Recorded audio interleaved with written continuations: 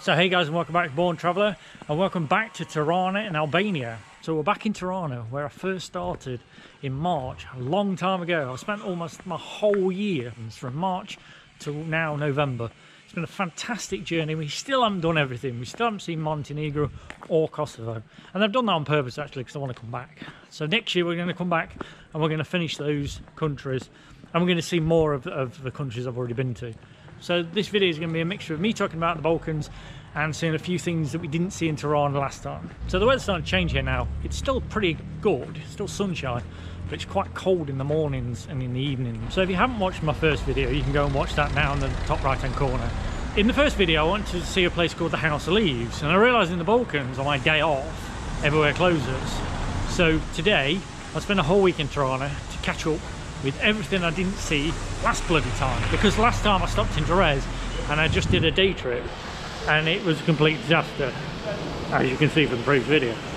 The main reason I didn't stop in Tirana last time was the cost of the accommodation, and it's the same this time. The accommodation I think in Tirana is bloody expensive really for the rest of Albania.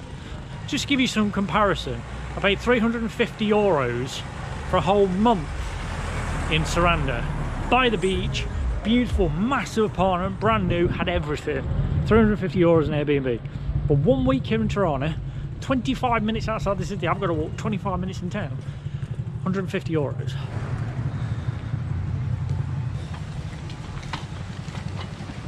You might be thinking where I'm going next, so I'll reveal now where I'm going next. I'm actually going to Bucharest in Romania. Main reason? Shopping. I need lots of stuff that needs replacing. The Balkans is not the best for shopping. I mean, you see a lot of shops here, but if you want international brands, so for example, there is only one Zara here. I need some t-shirts. These are Zara t-shirts, and the Zara is like 10 kilometers outside the city. It's just ridiculous. So it's not the only thing. Like, I wanted Decathlon as well, so I want to buy some new shorts. I always buy my shorts from Decathlon. There isn't a Decathlon in the Balkans, apart from Belgrade, I think. But I missed the opportunity there, I didn't go. This is the great thing I love about Tirana. You can get everything you want, like fruits. There's better fruits here, much more variety than anywhere else in the country. So I just found this I didn't see last time. This is pretty cool. There's a little bridge here. Look at this little stone bridge. The thing is, I've walked over it, you can't really see it properly, but yeah, it's an old stone bridge that you can still actually use. I don't know why they haven't closed it off, but you can still use it. Crazy. I feel like I've been down this bit before.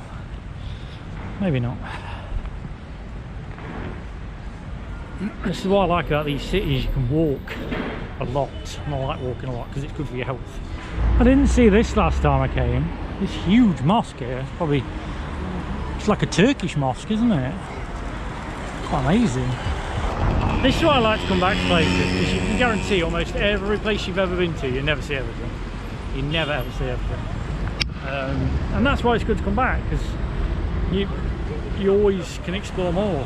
So if you're after any big shopping, like big ticket items, like iPads or iWatches or anything, you know, iMacs, this is probably the place to get it from. Top Tanny. You can get everything in there, but my god is it expensive. Like an iPhone 12 is still like $770. That was more than it was 2 years ago when they first sold in the US. So yeah, I mean, like the new Apple Watch Ultra, which has only just come out like last month, you can get it. It's like nearly $300 more than what you pay in the US. This is pretty cool. Look at this. Oh wow, it's an American coin.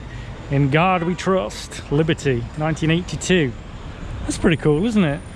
And that is 1999. So you might recognise this. This is the main square here in Tirana.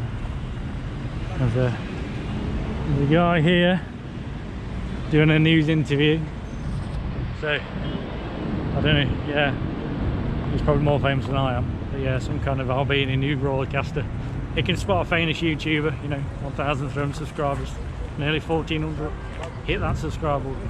So it's a bit weird because I was here in March and it was quite cold. Now, November, which is closer to like the coldest time of year you would imagine, it's actually warmer. This is November the 7th and it's still warm. Like, I'm still in a t-shirt now. I've been walking for a while, so it's not bad. But you don't really, yeah, it's still 22 degrees in the day. It's still very, very warm here.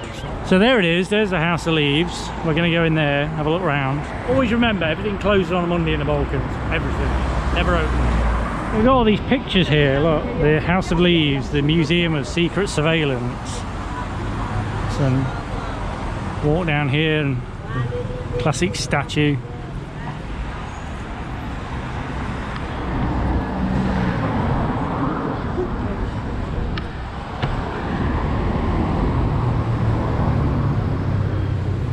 So I'm now on the grounds. It costs $700, by the way, which is about $5.50 to get in. So it's not bad. It's not the cheapest one I've seen in the Balkans, but it's okay. One of those things you see is like this trapdoor here, like a almost, it looks like a nuclear bunker, to be honest. That door down there is very, very thick. I don't know if we're allowed to go down there, but maybe we'll ask later.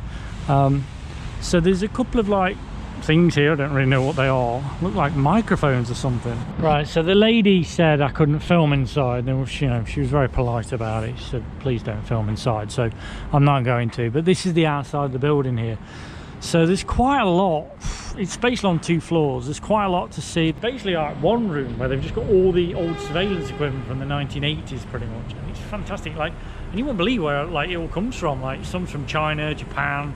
There wasn't many, I don't think there was much Western stuff, but there was definitely, like, they used equipment from all over the world, like Nikon and Canon cameras, and, you know, it was quite incredible where they got it all from.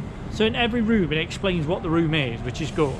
A lot of the exhibits are in Albanian, like a lot of documentation, so I think if you're Albanian you'll definitely get a lot more out of it than I have. I feel like, I don't think it's a bad place to come, but I feel like it's not easy to understand everything that's going on because there's a lot of documentation and stuff like that that's in Albanian. There is quite a few videos though, like you could spend a whole day here. Like there was like 10 videos you could have watched if you wanted to.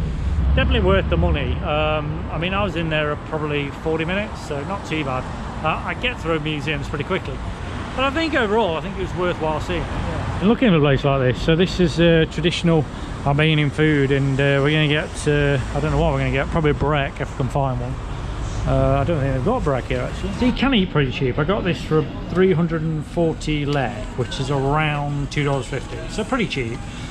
So this is kind of my brunch. So I've just come from the museum and I've just looked, and there's an area called the Tirana castle. Now I assume there was a castle here. I don't think there's much left of it now, it's just ruins, but it's an area where there's like lots of art and things that you can see, and it's, well, looks like quite a nice place to chill out, to be honest. So I think this area here is a bit of a like cosmopolitan area. Obviously you can come for coffee and stuff, but yeah, it's quite a lot of art and history and stuff and things you can see. So here you can see this is part of the castle wall here. As I say, it's just a cosmopolitan area now near the square, but there's lots of art and stuff. But there is still remnants of the castle. I think if we go through here you'll see what I mean. Maybe not. I'm not really sure now. This might be somebody's private house. Oh, maybe not. Looks like somebody's private house, to be honest. A bit of trespassing for you there. Nice recording on camera, you can't miss it.